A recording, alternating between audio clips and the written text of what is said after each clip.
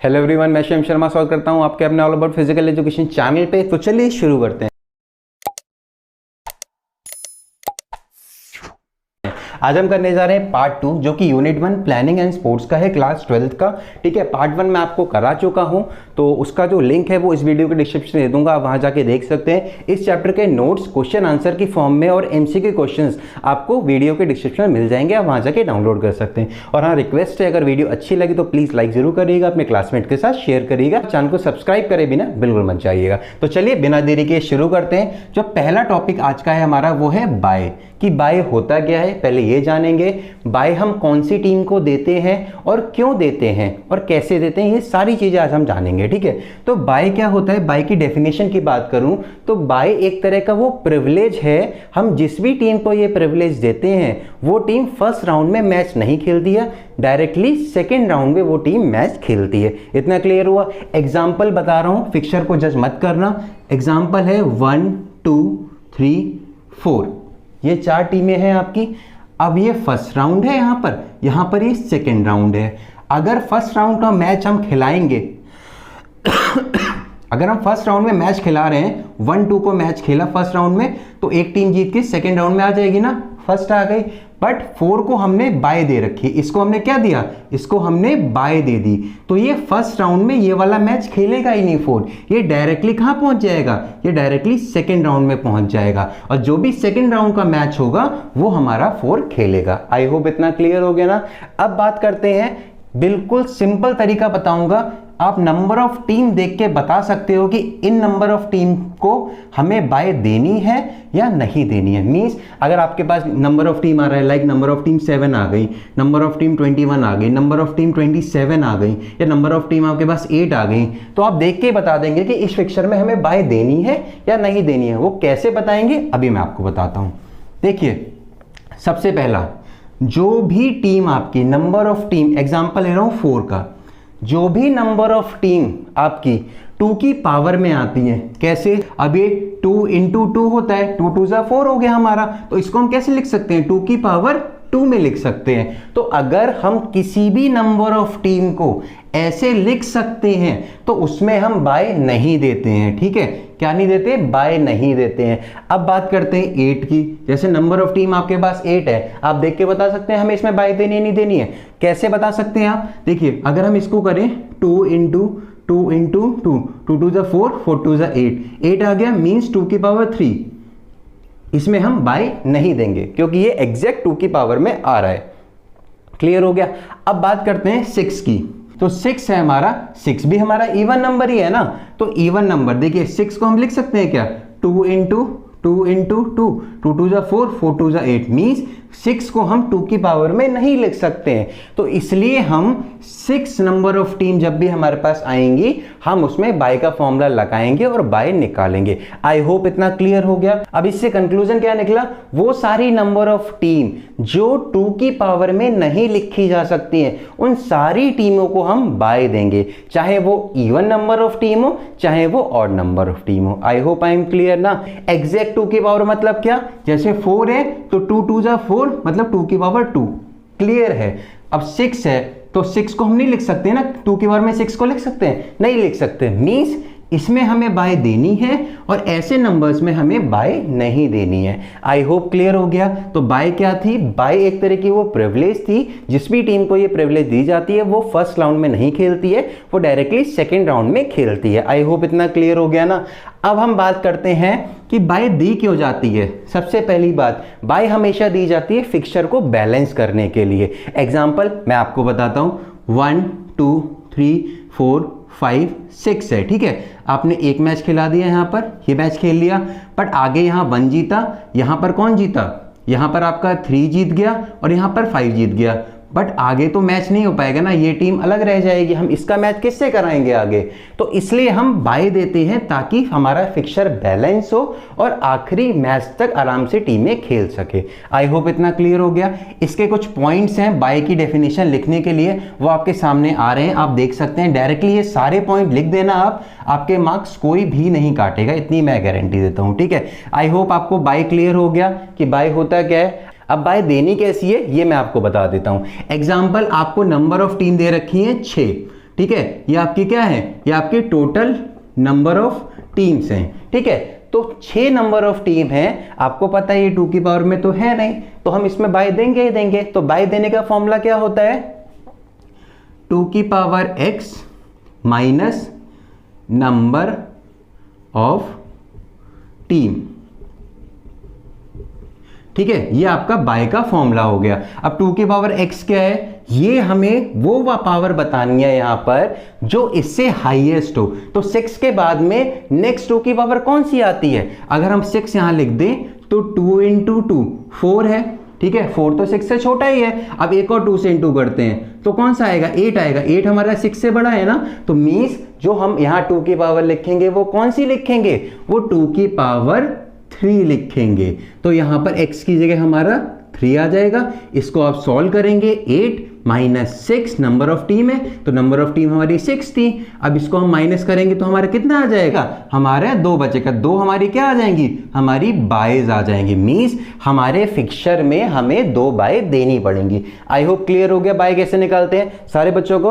Okay, चलिए अब हम आते हैं अपने नेक्स्ट टॉपिक पे। ये बहुत ही इंपॉर्टेंट टॉपिक्स हैं जो आपके वाइवा में पूछे जाएंगे, प्रैक्टिकल जब आपका होगा फिजिकल एजुकेशन का। ओके, तो बाय क्लियर हो गया आपको। अब इसके बाद आते हैं सीडिंग पे। तो सीडिंग क्या होता है और स्पेशल सीडिंग क्या होता है, बच्चों को इसमें बहुत कंफ्यूजन रहता है, ठीक है। तो क्लियर बता रहा हूं बहुत शॉर्ट में। तो सीडिंग की डेफिनेशन क्लियरली सुन लीजिए एक बार। सीडिंग एक तरह का वो प्रोसीजर है हमारा फिक्सचर बनाने का, जिसमें हम फर्स्ट राउंड में, किसमें, फर्स्ट राउंड में स्ट्रॉन्ग टीम्स का मैच एक साथ नहीं होने देते हैं। क्लियर हो गया ना। अब एग्जांपल में बताता हूं, आपके सामने एक नॉकआउट टूर्नामेंट का फिक्सचर आ रहा है बिफोर सीडिंग। इसमें अभी हमने सीडिंग नहीं दी है, ठीक है। देखिए, India, south Africa, Scotland and Nepal, ये 4 टीमें हैं। आप देख सकते हैं इंडिया और साउथ अफ्रीका बहुत ही अच्छी टीमें हैं, हम सबको पता है, और नेपाल और स्कॉटलैंड हमारी वीक टीमें हैं। तो हमारा सीडिंग का डेफिनेशन क्या था कि फर्स्ट राउंड में 2 स्ट्रॉन्ग टीम एक साथ नहीं खेलती हैं, तो इसमें तो खेल रही हैं। तो अब हम क्या करेंगे, अब हम आफ्टर सीडिंग फिक्सचर बनाएंगे। तो आफ्टर सीडिंग फिक्सचर भी आपके सामने आ रहा है, आप देख सकते हैं। देखिए, इसमें साफ साफ लिखा हुआ है इंडिया और स्कॉटलैंड को हमने एक साथ मैच करा दिया पहले राउंड में, और साउथ अफ्रीका और नेपाल का भी मैच हमने करा दिया पहले राउंड में। मींस पहले राउंड में जो 2 इंपॉर्टेंट और अच्छी टीम है वो एक साथ नहीं खेली। तो यही हमारा सीडिंग का मकसद होता है, ठीक है। आई होप आपको क्लियर हो गया होगा कि सीडिंग होती क्या है, और आफ्टर सीडिंग और बिफोर सीडिंग वाला फिक्सचर मैंने आपको क्लियर बता दिया। इसकी डेफिनेशन आप लिख सकते हैं, कुछ पॉइंट आपके सामने आ रहे हैं, आप देख सकते हैं डायरेक्टली, ये चीज भी आप लिख सकते हैं। ओके, अब बात करते हैं सबसे इंपॉर्टेंट टॉपिक जो कि है स्पेशल सीडिंग, कि सर स्पेशल सीडिंग है क्या। देखिए, स्पेशल सीडिंग एक तरह की वो प्रिविलेज है, हम जिस भी टीम को ये प्रिविलेज देते हैं वो लास्ट टाइम की विनर होती है या फिर पोजीशनल होल्डर होती है। मींस उसने कोई पोजीशन होल्ड की होगी इसी टूर्नामेंट में जो पहले हुआ होगा, ठीक है। इतना क्लियर हो गया।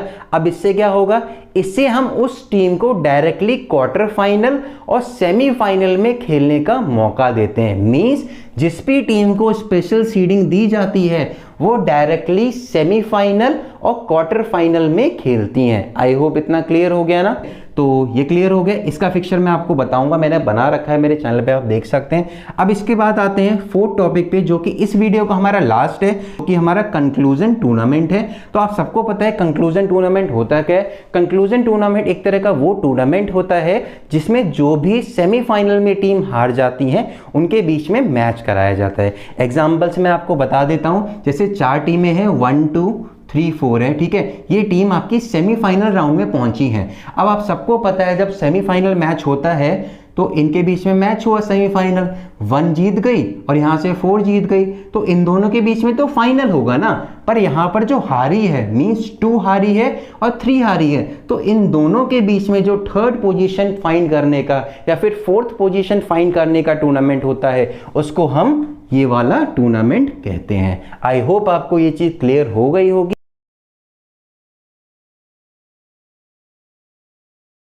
इंट्राम्यूरल, तो चलिए इंट्राम्यूरल को जानते हैं। इंट्राम्यूरल 2 लैटिन वर्ड का कॉम्बिनेशन है। वो 2 लैटिन वर्ड कौन कौन से हैं? पहला है हमारा इंट्रा और दूसरा है म्यूरल।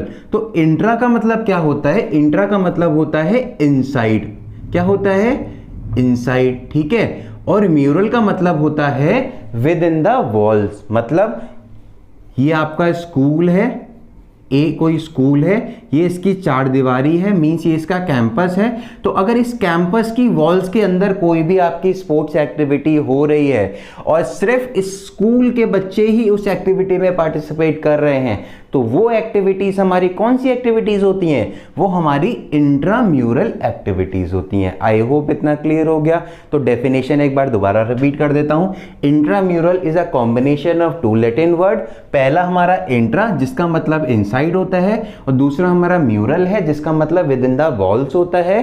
तो intramural means competition which are performed inside the four wall of your college or institute, जिसमें सिर्फ आपके खुद के स्कूल के बच्चे पार्टिसिपेट करते हैं। और एग्जाम्पल आप इसमें क्या लिखेंगे?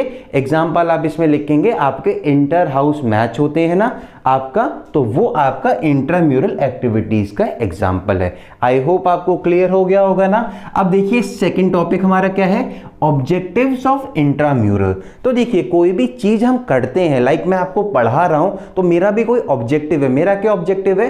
कि आपके पास नॉलेज पहुंचे, आपके अच्छे मार्क्स आए।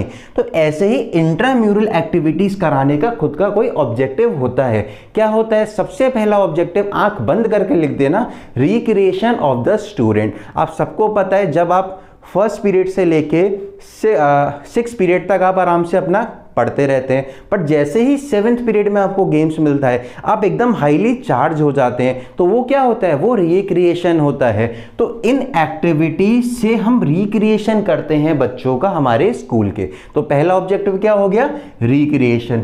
सेकंड हो गया मास पार्टिसिपेशन। ठीक है, मास पार्टिसिपेशन मतलब कि इसमें हमारे जितने भी स्कूल के बच्चे हैं वो ज्यादा से ज्यादा पार्टिसिपेट करें। क्यों पार्टिसिपेट करें? वो इसलिए करें ताकि वो फिजिकली फिट हो सके, उनका रिक्रिएशन हो सके, ठीक है, उनकी फिजिकल बॉडी डेवलप हो सके। आप सबको पता है स्पोर्ट्स से बहुत सारी चीजें डेवलप होती हैं। पर्सन फिजिकली स्ट्रांग होता है, इमोशनली स्ट्रांग होता है, सोशल क्वालिटीज उसके अंदर आती हैं। तो इसलिए मास पार्टिसिपेशन बहुत इंपॉर्टेंट होता है। तो मैंने 2 ऑब्जेक्ट आपको बता दिए। अब तीसरा ऑब्जेक्टिव आप इसमें लिख सकते हैं, टू आइडेंटिफाई द टैलेंट। आप सबको पता है जब भी आपके इंटर हाउस मैचेस होते हैं उसी से आपकी स्कूल की टीम फाइंड कर ली जाती है। तो क्यों की जाती है? क्योंकि जो इंटर हाउस मैचेस हैं उसमें बच्चों की परफॉर्मेंस देखी जाती है। जो बच्चा अच्छा परफॉर्म करता है वो स्कूल की टीम में सिलेक्ट कर लिया जाता है। ठीक है, तो मैंने आपको 3 बता दिए। चौथा आप इसमें लिख सकते हैं the development of social values. Social values भी डेवलप होती हैं। और फिफ्थ आप इसमें लिख सकते हैं जो स्पोर्ट्समैनशिप जनरेट होती है किसी भी पर्सन के अंदर या फिर डेवलप होती है हम कहते हैं, वो भी इन चीजों की हेल्प से होती है। और यही हमारा ऑब्जेक्टिव होता है। आई होप इसके 5 ऑब्जेक्टिव आपको पता चल गए। पहला ऑब्जेक्टिव क्या था? Mass participation. सेकंड आपका क्या था? सोशल वैल्यू जनरेट करना किसी भी बच्चे के अंदर या डेवलप करना हम बोल सकते हैं। थर्ड आप इसमें लिख सकते हैं उसका इंटरेस्ट डेवलप करना किसी भी स्पेसिफिक स्पोर्ट्स में। और फोर्थ आप इसमें लिख सकते हैं कि आप टैलेंट फाइंड करते हैं या फिर आप अपनी स्कूल की टीम बनाना चाहते हैं तो आइडेंटिफाइड टैलेंट आप उसमें लिख सकते हैं। ठीक है, और इसके अंदर फिफ्थ आपका क्या था? फिफ्थ आपका था स्पोर्ट्समैनशिप डेवलप करना किसी भी पर्सन के अंदर, और रिक्रिएशन, ये भी मैंने आपको बताया। तो 6 हो गए आपके। ठीक है, तो आराम से आप लिख सकते हैं। अब इसके बाद में आते हैं सेकंड जो हमारा क्या है? Principles of intramural. तो प्रिंसिपल्स क्या होते हैं? देखो बच्चा, अगर मैं आपको पढ़ा रहा हूं, ठीक है, तो मैं ऐसे ही नहीं पढ़ा सकता हूं। मेरे को बहुत सारी चीजें रिक्वायरमेंट है। लाइक मेरा फोन सामने लगा हुआ है वो रिक्वायरमेंट है, ये माइक लगा हुआ है ये रिक्वायरमेंट है, बोर्ड रिक्वायरमेंट है, मार्कर रिक्वायरमेंट है। तो अगर आप स्कूल में कोई भी चीज ऑर्गेनाइज कर रहे हैं तो उसके लिए कोई ना कोई चीज रिक्वायर्ड होगी, कोई ना कोई प्रिंसिपल होंगे कि हमें ये काम करना है। लाइक मैं कैमरे के सामने आके मैं पढ़ाऊंगा, अगर मैं अच्छे से पढ़ाऊंगा तभी मेरा ऑब्जेक्टिव क्लियर होगा कि मेरे बच्चों के फुल मार्क्स आएंगे। तो ऐसे ही जो हमारा इंट्राम्यूरल होता है इसका ऑब्जेक्टिव आप सबको पता है, भी मैंने आपको बताया था। तो उन ऑब्जेक्टिव को पाने के लिए जो जो चीजें हमें करनी है वो हमारी क्या होते हैं? वो हमारे प्रिंसिपल्स होते हैं। ठीक है, तो सबसे पहला प्रिंसिपल इसमें क्या आता है? फंड प्रोवाइड करना। स्कूल फंड प्रोवाइड करे ताकि इंटर हाउस एक्टिविटीज हो सके। इतना क्लियर हो गया। सेकेंड आप इसमें लिख सकते हैं फैसिलिटीज एबिलिटी, मीन जो भी फैसिलिटीज चाहिए इन टूर्नामेंट को ऑर्गेनाइज करने के लिए वो सारी फैसिलिटीज स्कूल प्रोवाइड कराए। ठीक है, थर्ड आप इसमें क्या लिख सकते हैं, activities for mass participation. Means आपको पता है ऑब्जेक्टिव हमारा क्या था, मास पार्टिसिपेशन होना चाहिए, बहुत सारे बच्चे पार्टिसिपेट करें। तो बहुत सारे बच्चे पार्टिसिपेट तभी तो करेंगे जब हम कोई ऐसी एक्टिविटी बनाए जिसमें बहुत सारा बच्चा एक साथ पार्टिसिपेट कर सके। तो आपके जो भी स्कूल के पीएचई टीचर्स होंगे वो एक ऐसी एक्टिविटी बनाएंगे जिसमें बहुत सारा बच्चा पार्टिसिपेट कर सके। तो एक्टिविटीज फॉर मास पार्टिसिपेशन हमारा थर्ड प्रिंसिपल हो गया इंट्राम्यूरल एक्टिविटीज का। इसके बाद में एक फोर्थ प्रिंसिपल आप क्या लिख सकते हैं, रोल ऑफ स्टूडेंट। स्टूडेंट का रोल भी बहुत इंपॉर्टेंट है। क्यों इंपॉर्टेंट है, क्योंकि अगर स्टूडेंट पार्टिसिपेट ही नहीं करेगा वहां पर तो हम ये सारी चीजें क्यों करवा रहे हैं। तो रोल ऑफ स्टूडेंट का क्या है इसमें कि वो पार्टिसिपेट करे। ओके, इतना क्लियर हो गया। इसके बाद में लास्ट आप क्या लिख सकते हैं, लास्ट आप इसमें लिख सकते हैं सुपरविजन ऑफ द टीचर्स। जो भी टीचर है वो सुपरविजन करे, वो देखे कि सारी चीज अच्छे से हो रही है, तभी हमारा जो इंट्राम्यूरल एक्टिविटीज है वो अच्छे से कंप्लीट हो पाएंगी। आई होप इतना क्लियर हो गया। इसके बाद में आते हैं इंपॉर्टेंस। सबसे इजी जो आपके ऑब्जेक्टिव्स होते हैं ना, वही आपके कुछ ना कुछ इंपॉर्टेंस भी होते हैं। तो अगर इंपॉर्टेंस की बात करें तो बच्चों का रिक्रिएशन हो रहा है, बच्चों का इंटरेस्ट डेवलप हो रहा है, बच्चों का होलसम डेवलपमेंट हो रहा है, हमें अच्छी स्पोर्ट्स टीम मिल रही है, अपॉर्चुनिटीज मिल रही है बच्चों को परफॉर्म करने के लिए एक्टिविटीज। तो ये सारे इंपॉर्टेंट्स हैं, आप आराम से लिख सकते हैं। तो आई होप ये वाला टॉपिक आपके लिए क्लियर हो गया होगा। इसके बाद में आते हैं सेकंड टॉपिक पे जो कि है एक्स्ट्राम्यूरल। तो एक्स्ट्राम्यूरल क्या है, आपने इंट्राम्यूरल पढ़ा था ना, with in the walls. Extramural just इसका उल्टा है। क्या है उल्टा, देखो एक्स्ट्राम्यूरल एक्टिविटीज हमारी वो एक्टिविटीज होती हैं जो आपके स्कूल की ये बाउंड्री है ना इसके बाहर होती है। या फिर आप ये बोल सकते हैं extramural activities are those activities which are perform outside the four wall of your college और इंस्टीट्यूट, और उसमें आपके स्कूल के बच्चे और दूसरे स्कूल के बच्चे भी पार्टिसिपेट करते हैं। एग्जाम्पल इसका क्या देता हूं, इंटर स्कूल टूर्नामेंट्स होता है। लाइक आपका ए स्कूल है और यहां पर आपका ये बी स्कूल है, ठीक है, और ये सी स्कूल है। तो इन तीनों के बीच में आपकी एक स्पोर्ट्स मीट हो रही है या फिर इंटर स्कूल फुटबॉल टूर्नामेंट हो रहा है। तो होगा तो किसी एक स्कूल के अंदर ही, बट ये दोनों स्कूल भी वहां जाके पार्टिसिपेट करेंगे, इन दोनों स्कूल के बच्चे भी उनके ग्राउंड में जाके खेलेंगे। तो जो ये एक्टिविटी हो रही है, ये एक्टिविटी हमारी एक्स्ट्राम्यूरल होती है। आई होप क्लियर हो गया ना। अब इसके ऑब्जेक्टिव्स पे आ जाते हैं। तो ऑब्जेक्टिव आप नोट कर सकते हैं। सबसे पहला ऑब्जेक्टिव होता है एक्स्ट्राम्यूरल एक्टिविटीज का कि जो भी नए रूल्स होते हैं, means knowing of new rules and advance technology. जब भी बच्चा बाहर जाके पार्टिसिपेट करता है तो उसको नए रूल्स पता चलते हैं और एडवांस टेक्नोलॉजी पता चलती है गेम की। क्योंकि जब हम अपने खुद के स्कूल में अपने खुद के बच्चों के साथ खेलते हैं या फिर पार्टिसिपेट कराते हैं तो हम कुछ भी कर देते हैं, कोई मतलब नहीं है। पर जब एक आपका इंटर स्कूल हो रहा है, मींस 3 स्कूल पार्टिसिपेट कर रहे हैं, तो आपको अच्छे से एक्टिविटी करानी पड़ेगी। बिल्कुल रूल्स एंड रेगुलेशन से हर एक चीज करनी पड़ती है। तो उन रूल्स एंड रेगुलेशन की नॉलेज होती है हमारे बच्चों को जब वो एक्स्ट्राम्यूरल एक्टिविटीज में पार्टिसिपेट करते हैं। ठीक है, इसके बाद में सेकेंड ऑब्जेक्टिव आप लिख सकते हैं कि आपके इस बच्चों का स्टैंडर्ड, स्पोर्ट्स का स्टैंडर्ड अपग्रेड होगा। Means upgradation of sports standard.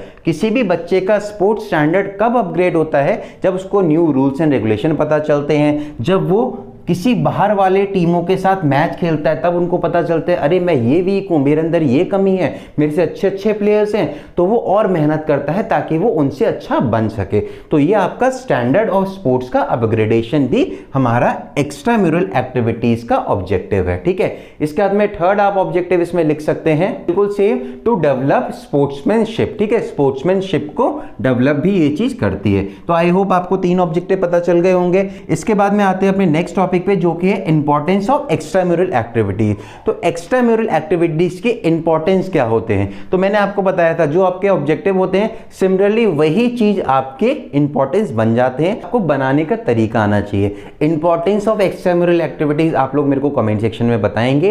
एक मैं आपको बता दे रहा हूं इंपॉर्टेंस। आप इंपॉर्टेंट क्या लिख सकते हैं इसमें कि सफिशिएंट प्रैक्टिस। किसी भी टूर्नामेंट में जाने से पहले आपको एक सफिशिएंट और अच्छी लेवल की प्रैक्टिस कराई जाती है, जिससे आपको क्या होता है, आपका गेम इंप्रूव होता है। तो ये एक इंपॉर्टेंस है। ठीक है, तो आप लोग जल्दी से कमेंट सेक्शन में लिखिएगा what are the importance of extramural activities. तो ये इंट्राम्यूरल और एक्स्ट्राम्यूरल दोनों क्लियर हो गए। अब इसके बाद में एक टॉपिक आपका आता है स्पेसिफिक स्पोर्ट्स प्रोग्राम। तो स्पेसिफिक वर्ड आ रहा है ना, मींस किसी एक रीजन के लिए ये चीज की जा रही है, किसी एक स्पेसिफिक चीज के लिए की जा रही है। आपके एग्जाम होते हैं, आपके एग्जाम क्यों लिए जाते हैं? ताकि हम इस बच्चे की नॉलेज को पता कर सकें और उसको दूसरे क्लास में प्रमोट कर सकें। वो कोई कंपटीशन थोड़ी ना है, ठीक है। तो देखिए जो स्पेसिफिक स्पोर्ट्स प्रोग्राम होता है, सबसे पहला पॉइंट आप इसमें लिखेंगे, specific sports program are the program, these are not competition. वो कोई कॉम्पिटिशन नहीं है, वो प्रोग्राम है और उस प्रोग्राम का कोई ना कोई स्पेसिफिक रीजन होता है। और क्या रीजन होता है या हम बोलें क्या एम होता है स्पेसिफिक स्पोर्ट्स प्रोग्राम का? स्पेसिफिक स्पोर्ट्स प्रोग्राम का एम होता है कि जो जनरल पब्लिक है या फिर जनरल लोग हैं जो हमारे आसपास रह रहे हैं, हमारी सोसाइटी में रह रहे हैं, हमारी कंट्री में रह रहे हैं, उनको अवेयर करना। किस चीज से अवेयर करना? किसी भी हेल्थ रिलेटेड इशू से अवेयर करना, ठीक है। किसी भी स्पेशल कॉज के लिए हम रन करते हैं, जैसे रन फॉर यूनिटी है, मींस यूनिटी को लेके अवेयर करना, इंटीग्रिटी को लेके अवेयर करना। तो अगर किसी भी स्पेसिफिक चीज के लिए हम कोई प्रोग्राम कर रहे हैं, लाइक आपने ये देखा हुआ है, सारे 5 मैंने आपको लिखे हुए, ये सारे आपके स्पेसिफिक स्पोर्ट्स प्रोग्राम है, किसी ना किसी चीज के लिए ये कराए जाते हैं। तो वो सारे प्रोग्राम जो अवेयरनेस फैलाते हैं, या फिर हम बोलते हैं कुछ प्रोग्राम फंड भी कलेक्ट करते हैं फॉर ए स्पेशल कॉज, जैसे रन फॉर कैंसर अगर कोई आपकी रेस है तो उसमें क्या होगा, उसमें कैंसर के बारे में अवेयरनेस फैलाई जाएगी और कुछ फंड्स भी इकट्ठे किए जाते हैं जिससे जो कैंसर पेशेंट हैं उनका हम ट्रीटमेंट कर सकें। आई होप आपको क्लियर हो गया होगा कि स्पेसिफिक स्पोर्ट्स प्रोग्राम होते क्या हैं। ओके, अब इस पे आते हैं स्पेसिफिक स्पोर्ट्स प्रोग्राम। जो आपका पहला स्पेसिफिक स्पोर्ट्स प्रोग्राम है वो है स्पोर्ट्स डे। तो स्पोर्ट्स डे होता है, आप सबको पता है, आपके स्कूल में होता है और साल में एक बार होता है। क्यों बनाया जाता है? इसलिए मनाया जाता है क्योंकि पूरे साल बच्चा पढ़ाई करता है, तो at the sports day time, जो उनका स्पोर्ट्स डे हो रहा है उनके स्कूल में, तो उस टाइम वो अपनी फिजिकल बॉडी पे थोड़ा ध्यान दे, उसको स्पोर्ट्स एक्टिविटी के बारे में पता चल सके, वो रिक्रिएशन कर सके, उसके अंदर बहुत सारी चीज़ें डेवलप हो सके, जैसे मॉरल वैल्यूज़ या फिर सोशल वैल्यूज़ हम बोल सकते हैं, या फिर इमोशनली डेवलप हो सके। तो इसलिए हम स्पोर्ट्स डे कराते हैं। ओके, अब इसके बाद में आते हैं हेल्थ रन। तो हेल्थ रन क्या होता है? हेल्थ रन एक तरह का वो रन है जो ऑर्गेनाइज कौन कराता है? वो स्पोर्ट्स और हेल्थ डिपार्टमेंट ऑर्गेनाइज कराता है। क्यों ऑर्गेनाइज कराता है?